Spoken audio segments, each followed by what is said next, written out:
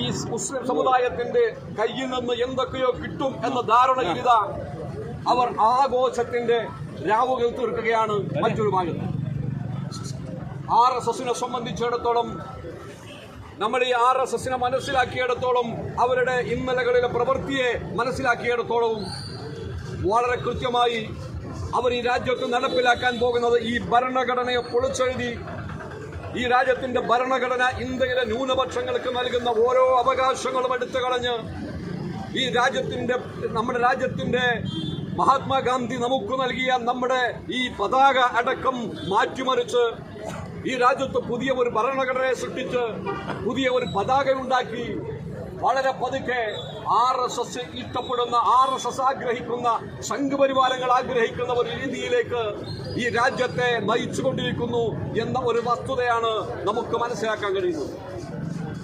അതുകൊണ്ട് അതിനെതിരായി ഈ രാജ്യത്തിലെ മതേതര കക്ഷികൾ ഒറ്റക്കെട്ടാണ് എന്ന് ഇന്ത്യ രാജ്യത്തിന്റെ പാർലമെന്റിനകത്ത് നടന്ന ഈ ചർച്ചകളിൽ തെളിഞ്ഞു കാണുന്ന ഒരു വസ്തുത. അതാണ് ഈ രാജ്യത്തിലെ മതേതര വിശ്വാസികളുടെ പ്രതീക്ഷ.